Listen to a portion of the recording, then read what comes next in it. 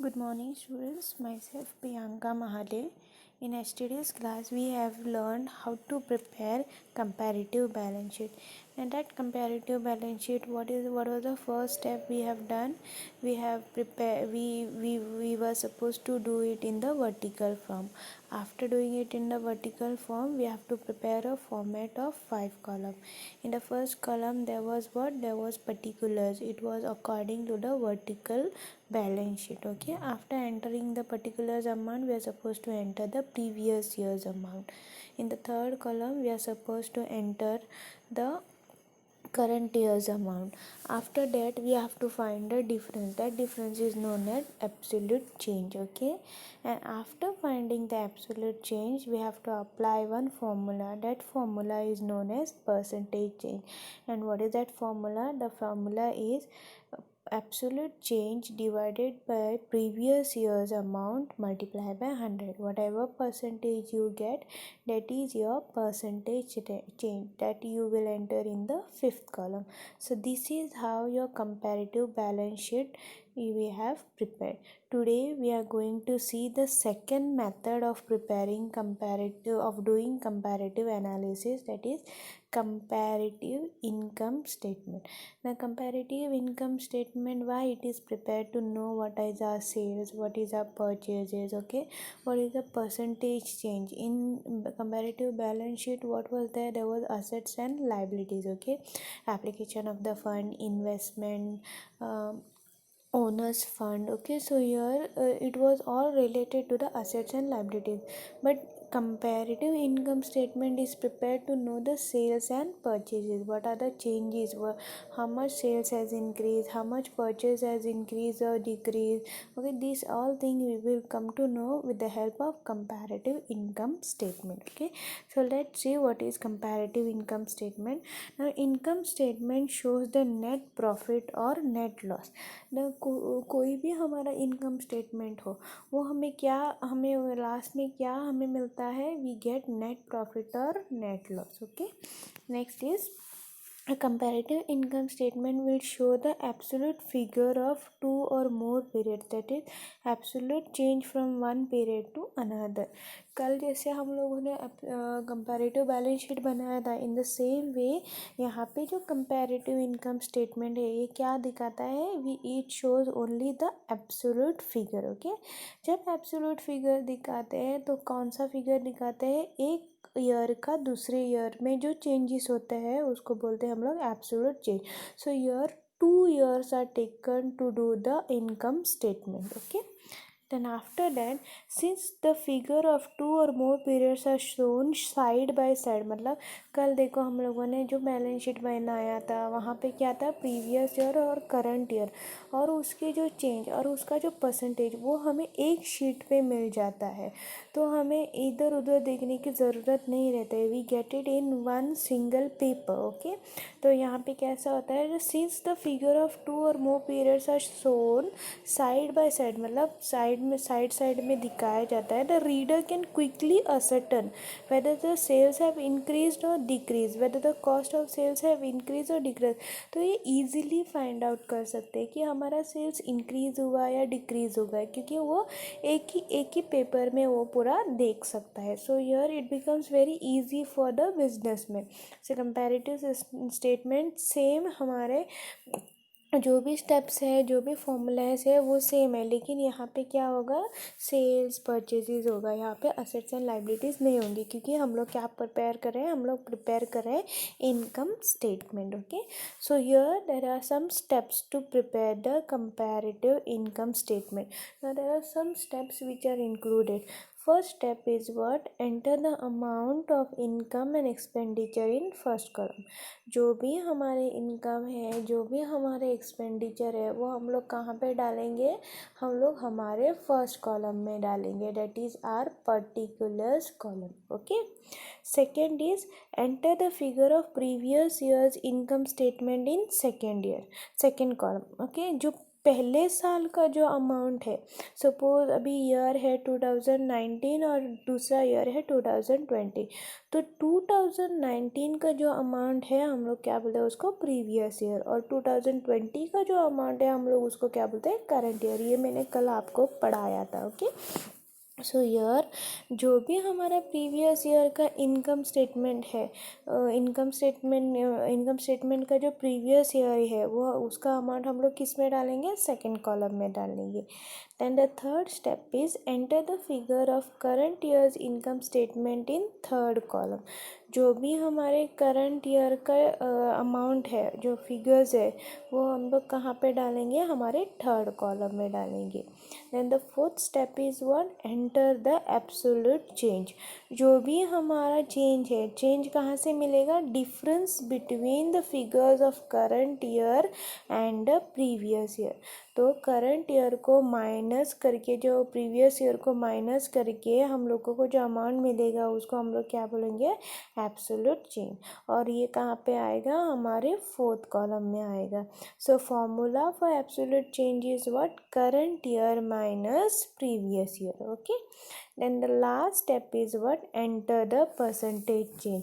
अभी जो absolute change है वो हम लोग क्या करेंगे, हमारे परसेंटेज फॉर्म में डालेंगे, which we will put in the fifth column. जो अभी फॉर्मूला क्या है, formula for percentage of change equal to amount of absolute change divided by amount of previous year multiply by 100। तो हमें यहाँ पर पता चलता है कि this is as similar as comparative balance sheet. सिर्फ हमें यहाँ पे क्या होगा, जो हमारे अकाउंट्स है, जो भी हमारे आइटम है वो कहाँ से है, इनकम और एक्सपेंडिचर स्टेटमेंट का, इनकम स्टेटमेंट का है। या वहाँ पे क्या था, बैलेंस शीट की डिटेल्स थी, यहाँ पे इनकम की डिटेल्स है। So let's see one problem how to prepare that. So यहाँ पे एक प्रॉब्लम दिया है।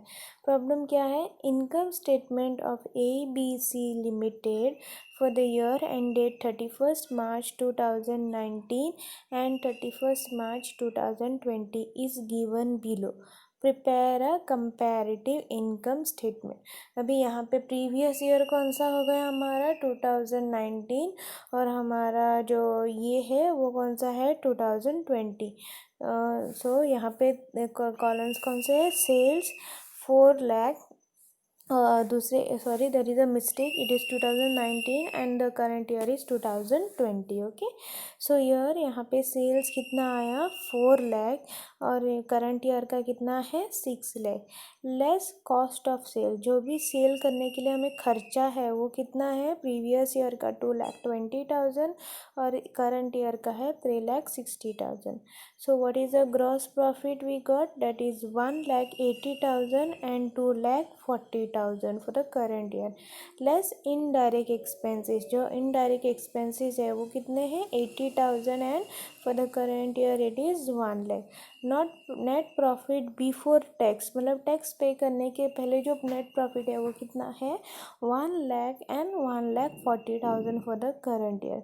सो लेस इनकम टैक्स 50%, हमें इनकम टैक्स कितना लगा, 50%। सो 50,000 and 70,000 for the current year. So net profit after tax is how much, 50,000 and 70,000. So here we are supposed to prepare a 5-column comparative income statement. So let's see how we prepare. So comparative statement of ABC Limited for the year 31st March 2018 and 31st March 2019. तो पहला हमारा कौन है, particulars, उसके बाद 31st March 2018 rupees, 31st March 2019 rupees, absolute change and percentage change. So sales में कितना है, 4 लाख, और हमारा जो करंट ईयर का कितना है, 6 लाख। सो ईयर एब्सोल्यूट चेंज कितना आया, 2 लाख का एब्सोल्यूट चेंज आ गया। अभी हमें क्या पता करना है, percentage change. So percentage change का फॉर्मूला क्या है, सो परसेंटेज से of change of for sales is equal to amount of absolute change divided by amount of previous year multiply by 100। So हमारा अमाउंट ऑफ एब्सोल्यूट चेंज कितना है, 2 लाख, और amount of previous year कितना है हमारा 4 lakh multiply by 100 so it comes to 50%। Okay, अभी ये जो 50% है वो कहाँ जाएगा, परसेंटेज चेंज में चला जाएगा। Okay, any doubt till now? Okay, after that you are suppose to prepare the comparative system. अभी देखते हैं हम लोग कंपैरेटिव स्टेटमेंट कैसे बनाते हैं। Comparative income statement of ABC limited for the year 31st March 2018 and 31st March 2019। यहाँ पे क्या है, सेल्स कितना है, first one 4 lakh, first column में कितना है हमारा 4 लाख और सेकंड कॉलम में है 6 लाख। तो इनको जब हम लोग माइनस करेंगे तो हमें कितना आएगा, 2 लाख आ जाएगा। सो 2 लाख को जब हम लोग वो फॉर्मूला डालेंगे, that is 2 lakh divided by 4 lakh, we got 50%। It is what, increase, because we get the amount in your positive sign. Okay, then after that you have your cost of sale कितना है, 2,20,000 और हमारा जो करंट ईयर का amount है 3,60,000। इन दोनों को जब हम लोग माइनस करेंगे तो हमें कितना आया, 1,40,000। So your 1,40,000 divided by 2,20,000 multiply by 100, how much we get, 63.64% increase. Okay, then comes the gross profit. Gross profit कितनी है हमारी, प्रीवियस ईयर का है 1,80,000 और करंट ईयर का कितना है 2,40,000। तो ये दोनों को अगर हम लोग माइनस करेंगे तो कितना आएगा, we get around 60,000। So your the amount is in positive. Okay, 2,40,000 1,80,000 से कम है, ज़्यादा है। सो यर 60,000 comes in profit. So 60,000 divided by 1,80,000 multiply by 100. So you get around 33.33% increase. Okay, then that's indirect expenses. जो भी चीज़ें आप लोगों को वर्टिकल फॉर्मेट में दिया है वैसे ही इधर डालना है, there is no changes. Okay, so less indirect expenses. Indirect expenses कितनी है हमारी, 80,000 minus 1 lakh. So how much you get, 3,20,000. So this 3,20,000 हम लोग क्या करेंगे, 3,20,000 divided by 80,000 multiplied by 100. So you get 25% increase. After that, net profit before tax, how much you have, you have 1 lakh and you have 1,40,000. Now this 1,40,000 what you will do, you will deduct by 1,40,000। कितना आएगा, 40,000 answer आएगा। सो 40,000 divided by 1 lakh multiply by 100, how much you get, 40% increase.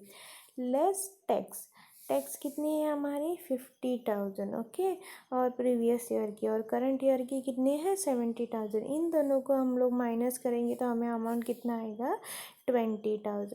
ये 20,000 हम लोग क्या करेंगे, इससे divide करेंगे 50,000 से, multiply by 100, you get 40% increase.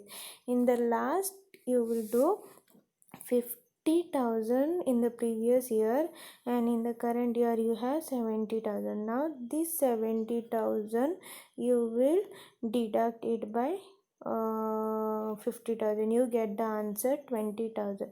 Now this 20,000 क्या करोगे आप लोग, डिवाइड करोगे विथ 50,000 मल्टीप्लाई बाय 100। तो फॉर आंसर क्या आता है आप लोगों को, you get 40% increase. Got it, any doubt till now? Okay, तो it is very simple, this thing is very simple, no doubt. Okay, यहाँ पे बहुत इजी वाला जो फॉर्मूला है वही अप्लाई करना है। Okay, so this is how your comparative statement is prepared. So यहाँ पे एक आप लोगों को यही ध्यान में रखना है कि वर्टिकल फॉर्मेट में क्या क्या आएगा। पहली चीज़ क्या आएगी, सेल्स आएगी, उसके बाद लेस कॉस्ट ऑफ सेल्स आएगा, then you have gross profit, then you have less indirect expenses, then you have net profit before tax, less tax divide all together you get net profit after tax. So here main thing क्या है आप लोगों की, यहाँ पे sales आप लोग find करते हो, कॉस्ट ऑफ सेल्स क्या है, कॉस्ट ऑफ सेल्स को अगर सेल्स से डिडक्ट करोगे तो आपको मिलेगा gross profit. Then you have indirect expenses, you have net profit before tax, then you have less tax, then net profit after tax. So ये सारी चीज़ें जो है बिजनेसमैन के लिए बहुत इम्पोर्टेंट रहती है. Because of this things businessman is able to know what is he sales. हम लोगों ने सेल्स किया, कितना सेल्स किया, हमें सेल्स करते करते कितना खर्चा आया, खर्चा कौन से हो सकते हैं, जैसे कि ट्रांसपोर्टेशन खर्चा हो सकता है, उसको अगर एडवर्टाइजमेंट करना है तो उसके खर्चे हो सकते हैं. If you advertisement are more costlier when you want to do the sales. Okay, अभी सपोज न्यू गाड़ी आ गई है तो उसको सेल्स करने के लिए उसकी एडवर्टाइजमेंट इतनी अच्छी होनी चाहिए ताकि और लोगों को अट्रैक्ट कर सकते हैं. अगर लोग अट्रैक्ट हो गए तो हमारे सेल्स इंक्रीज हो सकते हैं. तो your advertisement cost, then production cost, ये सारी चीज़ें किस में आएगी, कॉस्ट ऑफ सेल्स में आएगी. और उसके बाद उसको मिलता है ग्रॉस प्रॉफिट. ग्रॉस प्रॉफिट किस लिए, क्योंकि उधर इनडायरेक्ट एक्सपेंसेस इंक्लूड नहीं किए. जो भी इनडायरेक्ट एक्सपेंसेस है उसको डिडक्ट करने के पहले जो हमें प्रॉफिट मिलता है उसको हम लोग क्या बोलते हैं, ग्रॉस प्रॉफिट बोलते हैं. After deducting the gross profit what we get, net profit. But net profit को हम लोग कब बोलते हैं, हम लोगों को अच्छा सा करेक्ट नेट प्रॉफिट कब मिलता है, जब हम लोग उसको टैक्स डिडक्ट करते हैं.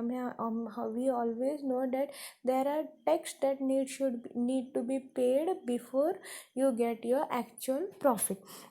ओके, जो नेट प्रॉफिट है वो उसको हम लोग बिफोर टैक्स फाइंड आउट करते हैं. Then you deduct the tax amount.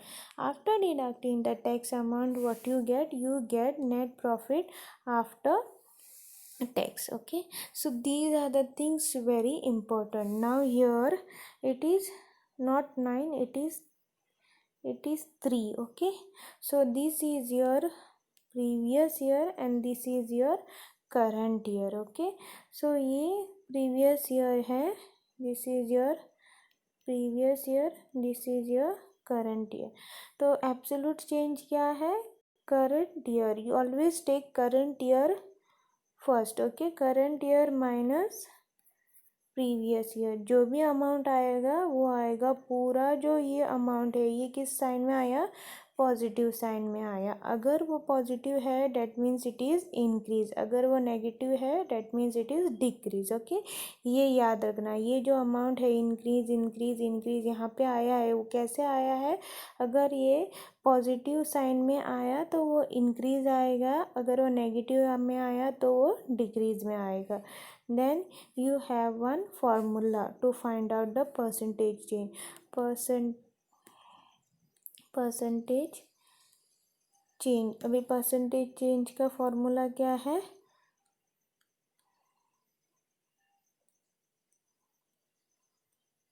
Equal to absolute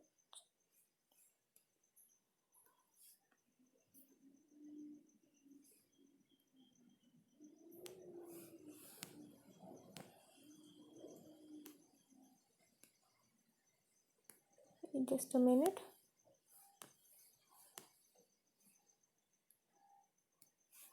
Absolute change divided by previous year multiplied by 100. ये फॉर्मूला हमेशा याद रखना. और ये इंक्रीज या डिक्रीज कहाँ से आएगा, अगर ये पॉजिटिव में है तो इंक्रीज आ जाएगा. Okay, so only this much you have to remember. In your previous chapter also you all have learn. ये जो प्रीवियस जो हमारा था, okay, in your previous class you have learned in your previous video we have learned how to prepare comparative balance sheet. In this class you have learned to prepare comparative income statement. So there are only two things which are very important in this chapter. मतलब in this chapter के जो first tool है that is comparative balance sheet. Okay, जो comparative balance sheet है या comparative financial analysis हम लोग बोलते हैं, फाइनेंशियल स्टेटमेंट एनालिसिस को जो हम लोग कंपेयर करते हैं, वहाँ पे क्या है, टू मेथड्स है. Which are the two methods? Comparative balance sheet and comparative income statement. अगर प्रॉब्लम आ गया तो यहाँ पे से दोनों में से एक कौन सा तो आ गया, if they ask for the comparative thing. Okay, so comparative analysis में टू थिंग्स आते हैं, comparative balance sheet and comparative income statement. Okay, so any doubt please mail me on my mail id. Okay, so thank you.